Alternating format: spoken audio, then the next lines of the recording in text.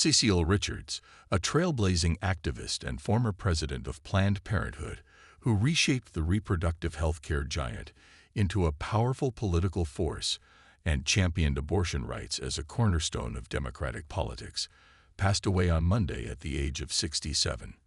Her family confirmed that she died peacefully at home, surrounded by loved ones and her loyal dog, Ollie, following a battle with brain cancer.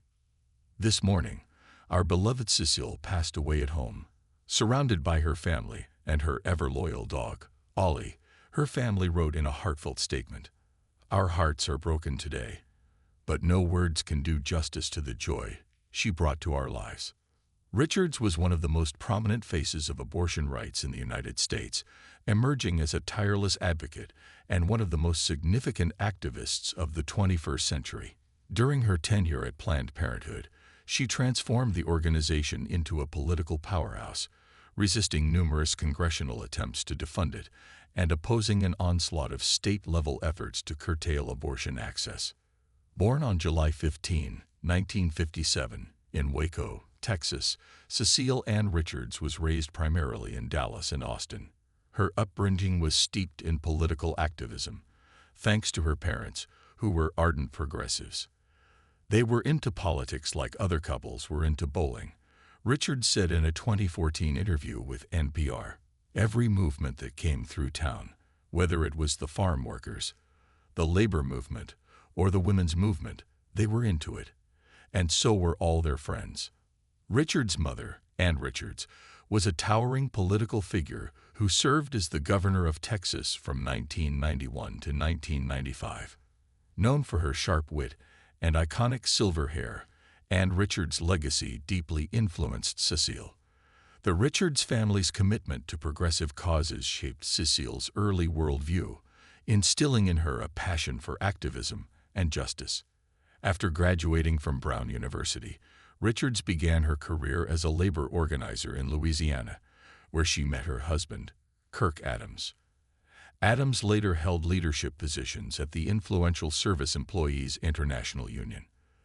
The couple had 3 children and eventually moved back to Texas in 1990 to support Ann Richards' gubernatorial campaign. Ann's victory, secured by a coalition of female voters and voters of color, became a defining moment in Cecile's life, solidifying her commitment to grassroots organizing and progressive politics. In 1995, after her mother lost her re-election bid to future President George W. Bush, Cecile attended a Texas State Board of Education meeting.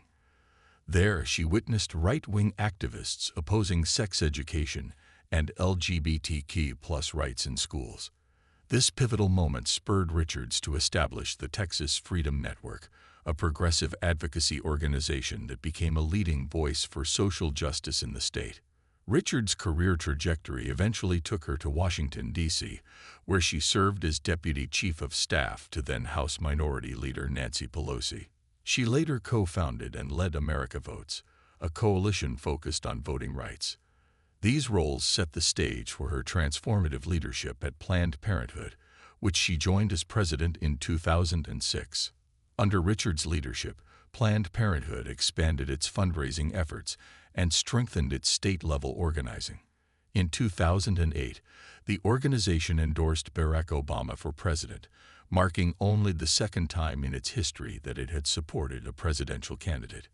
This move symbolized Planned Parenthood's growing influence in electoral politics, a hallmark of Richards' tenure. Richards' tenure was not without challenges. In 2015, anti-abortion activists released covertly recorded videos that purportedly showed Planned Parenthood employees discussing the sale of fetal tissue. Although multiple investigations found no evidence to substantiate these claims, the controversy led to highly publicized congressional hearings. Richards endured hours of intense questioning by House Republicans, emerging as a steadfast and articulate defender of reproductive rights.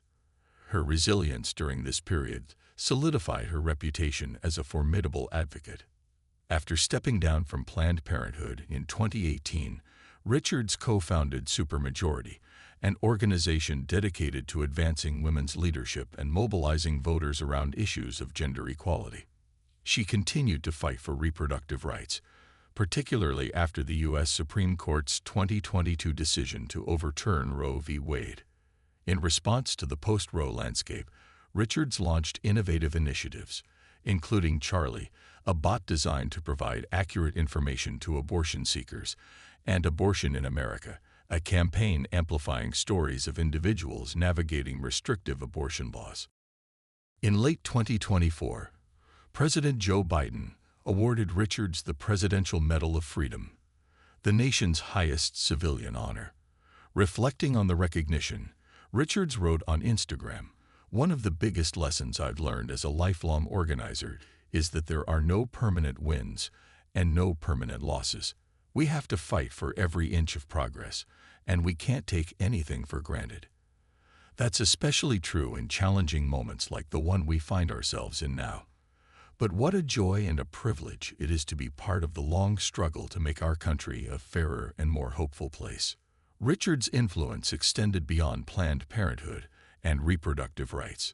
She co-chaired American Bridge 21st Century, a democratic network with a powerful super PAC, and spoke at the 2024 Democratic National Convention, where she endorsed Vice President Kamala Harris. During the convention, Richards and Kate Cox, a Texas woman who had sued after being denied a medically necessary abortion, cast Texas ceremonial votes for Harris. This act underscored Richards' enduring commitment to amplifying voices often marginalized in political discourse. Richards' legacy is intertwined with her mother's. Ann Richards, with her memorable quips and unwavering dedication to progressivism, served as Cecile's political North Star.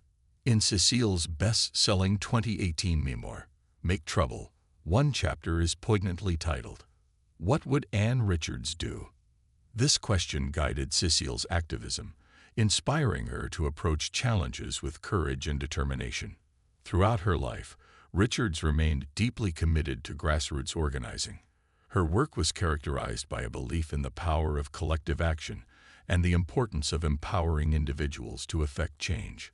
Whether mobilizing voters, advocating for reproductive rights, or mentoring future leaders, Richards exemplified the principles of equity and justice. Richards' passing comes after a year marked by continued activism despite her illness. Diagnosed with brain cancer in 2023, she refused to slow down, dedicating her remaining time to causes she held dear. Her family's statement captured the essence of her indomitable spirit. It's hard not to imagine future generations one day asking, "When there was so much at stake for our country, what did you do?" The only acceptable answer is, everything we could. Cecile Richards is survived by her husband, Kirk Adams, their 3 children, and a legacy that will inspire activists for generations to come. Her contributions to reproductive rights, social justice, and political advocacy have left an indelible mark on American society. As the nation reflects on her life, it is clear that Richards' work was not just about advancing a cause, but about creating a more inclusive and equitable future. In her own words, Richards once said, "The fight for justice is never easy, but it is always worth it. Every step forward brings us closer to the world we want to see." Cecile Richards dedicated her life to that fight, and her legacy will continue to guide and inspire those who follow in her footsteps.